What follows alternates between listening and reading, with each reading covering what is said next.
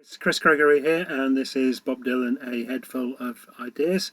And today I'm going to be looking at an extract from my new book, which is called Minstrel Boy. Here it is. It's out in October, and I'm going to be looking today at Girl from the North Country, the first song and introduction to Nashville Skyline. And this is called One Hell of a Poet. So do enjoy.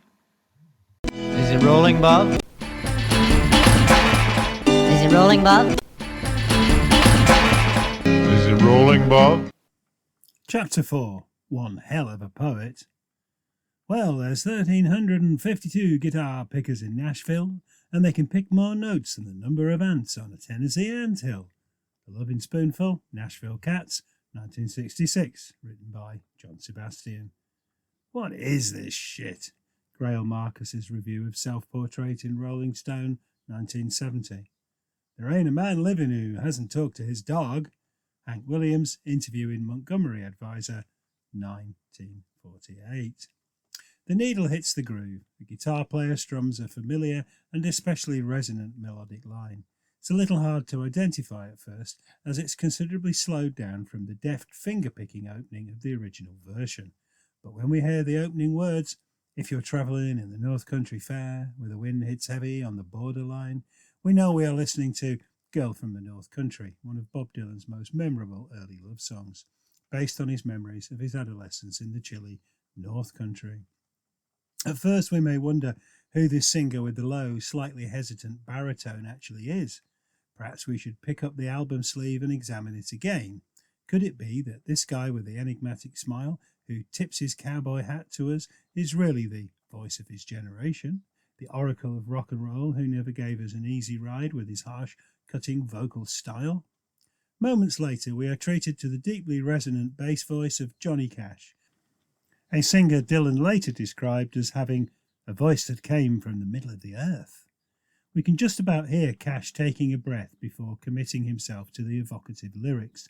"See for me that her hair's hanging down, it curls and falls all down her breast," elongating that last word, that subtly ironic use of breast rather than breasts. The earth shakes.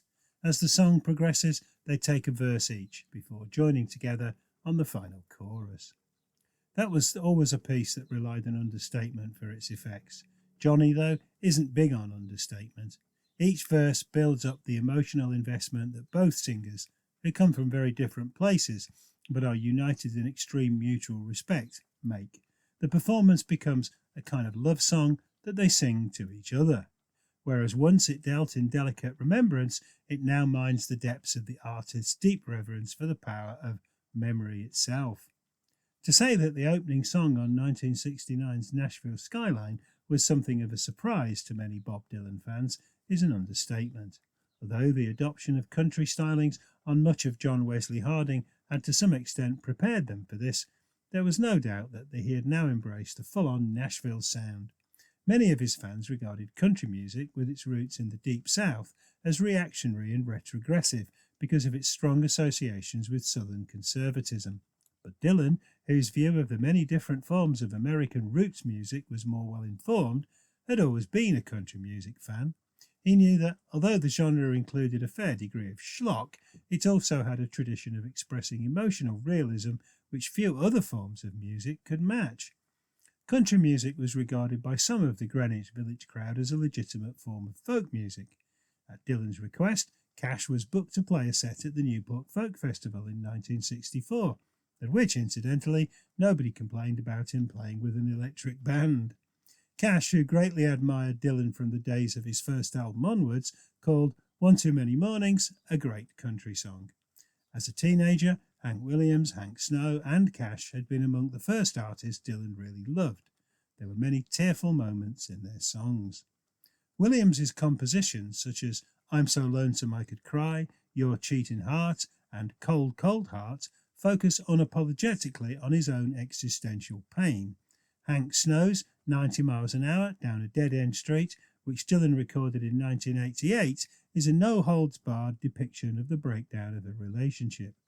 Cash's early Sun Studios recordings are often stark and bitter testaments. Folsom Prison Blues a version of which Dylan recorded for the self-portrait sessions with its famously amoral line, "I shot a man in Reno just to watch him die," takes us inside the mind of a callous murderer. Despite the view widely held by rock fans that country music was terminally unhip, by the time Nashville Skyline was released, things had begun to change. A number of musicians who had grown up with this music, but who were also very much part of the hippie generation, were determined to demonstrate its unique strengths. By the time Nashville Skyline was recorded, the seeds of what is now known as alt country had already been sown, partly as a result of John Wesley Harding and music from Big Pink. A key figure in this process was the extraordinarily talented, yet tragically self-destructive singer-songwriter Gram Parsons. When Parsons joined the Byrds in 1968, he inspired them to record the explicitly countrified Sweetheart of the Rodeo, which included such redneck anthems as The Christian Life, as well as a steel guitar drenched reading of Dylan's You Ain't Going Nowhere. By 1969, he'd formed his own band, the Flying Burrito Brothers, whose first album, The Gilded Palace of Sin, used many stylistic elements of pure country, often in a markedly ironic way.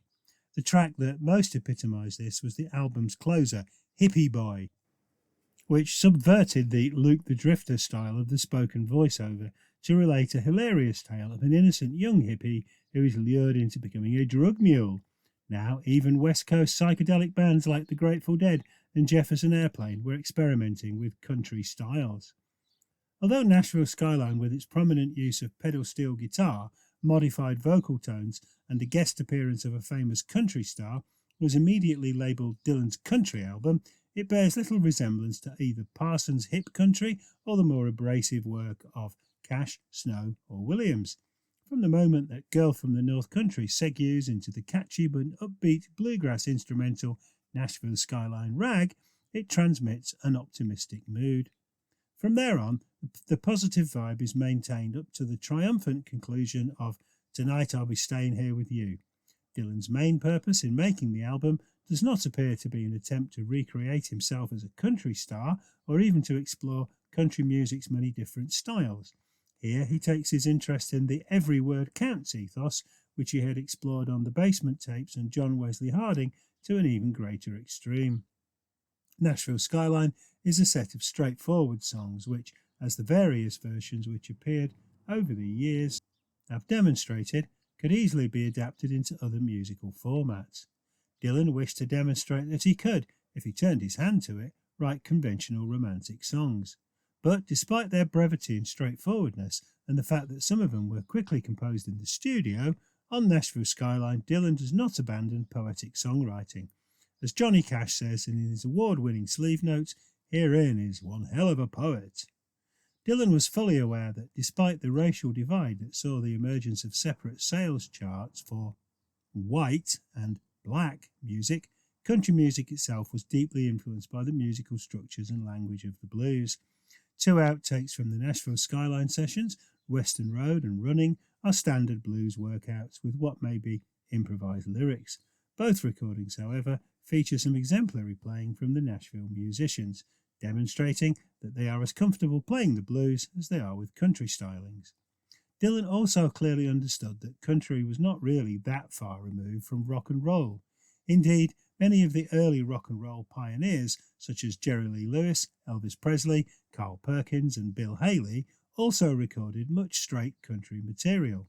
Their strand of rock and roll was known as rockabilly, a form which, despite the presence of the Nashville musicians, the songs on Nashville Skyline can be most usefully compared to.